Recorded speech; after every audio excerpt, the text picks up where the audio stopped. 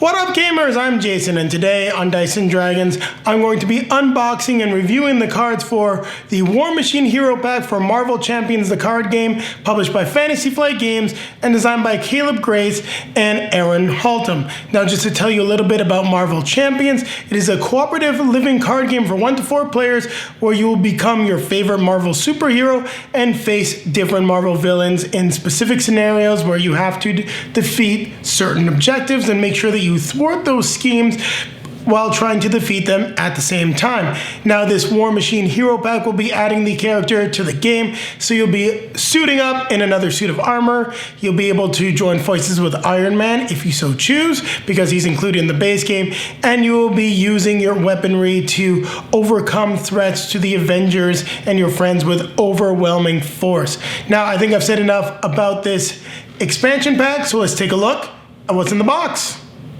Now we're going to take a look at the War Machine Hero Pack for Marvel Champions, the card game.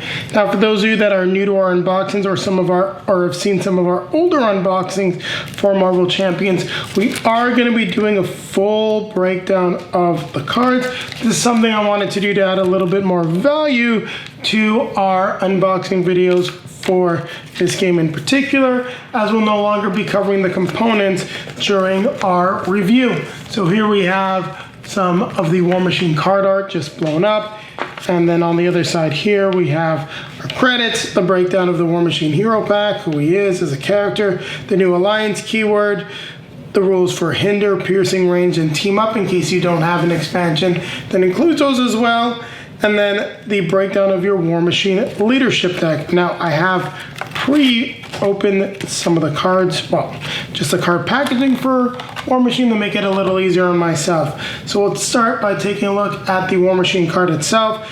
So he is an Avenger, a soldier, locked and loaded. After you change into this form, you'll place 5 ammo counters on War Machine.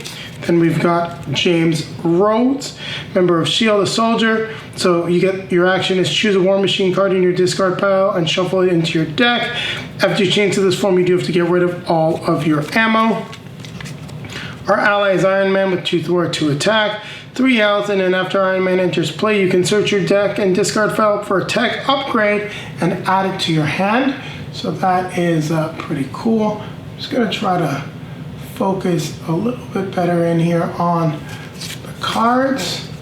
So now we're taking a look at the other thing we've got, which is the munitions bunker. Alter ego action, exhaust munitions bunker to place 2 ammo counters. Hero action, exhaust munitions bunker and move each ammo counter that's on this over to War Machine, which I think is pretty cool. Next, we have upgraded chassis, so War Machine gains the aerial trait, and then after you change to hero form, exhaust upgraded chassis to give him a tough status card. Pretty cool. Gatling gun, exhaust Gatling gun to generate a random wild resource for War Machine and place 1 ammo counter on War Machine. So pretty cool. So we got 2 of those. We then have missile launcher. Exhaust missile launcher and remove 1 ammo counter from War Machine. Deal 2 damage to an enemy, and this is a ranged attack. We've got shoulder cannon. Exhaust shoulder cannon, deal 1 damage to an enemy, and then you may remove an ammo counter to ready it and use it again. Just like Iron Man, you got the repulsor beams. Remove 1 ammo counter from War Machine and deal 4 damage to an enemy. So that is pretty cool. We have 2 of those. Targeted strike. Remove 1 ammo counter from War Machine and remove 3 threat from a scheme. Scorched Earth. Remove 3 ammo counters from War Machine to deal 3 damage to each enemy in play. That's really cool. Be great for taking out Ultron. Full auto. Remove 4 ammo counters from War Machine and choose an enemy. Deal 8 damage to that enemy and the attack gains overkill. Like that. So now we're getting to the leadership part of the deck. So you may play the event attached to Black Panther as if it were in your hand. So after Black Panther enters play, choose a leadership event in your discard pile and attach it to him face down. 2 thwart, 2 attack, 4 hit points. Pretty cool. You've got Captain Marvel. After Captain Marvel enters play, discard the top 4 cards of your deck. If you discard any printed energy resources, deal 3 damage to an enemy. If you discard more than 1, you can also stun the enemy. Pretty cool. We've got Falcon. After Falcon enters play, look at the top 3 cards of the encounter deck. For each treachery looked at this way, you get to remove one threat from the scheme. Now these guys are all fairly expensive though, but pretty cool allies. Goliath gets +4 attack until the end of the phase. At the end of the phase, discard Goliath, so you can only do that once. 2 thwart, 1 attack. Command team. Exhaust command team and remove 1 command counter from it to ready an ally. I like that. Sneak attack. Choose an ally in your hand that shares a trait with your identity. Put that ally into play. That ally is still in play at the end of the phase. You have to discard it, but you can get the allies into play quicker for some quick attacks and take advantage of their abilities. Discard an ally you control to remove threat from a scheme equal to the ally's printed cost. Go down swinging. Discard an ally you control, deal damage to an enemy equal to the ally's printed cost. So that could be pretty cool, especially if you're making one big hit. Make the call. Pay the printed cards of an ally in any player's discard pile to get it into play with you. Innovation will lower the cost of the ally. Then we got Mockingbird, which we've seen before, but after Mockingbird enters play, you get to stun an enemy. The Quinn Carrier. Exhaust Quinn Carrier to generate a wild resource.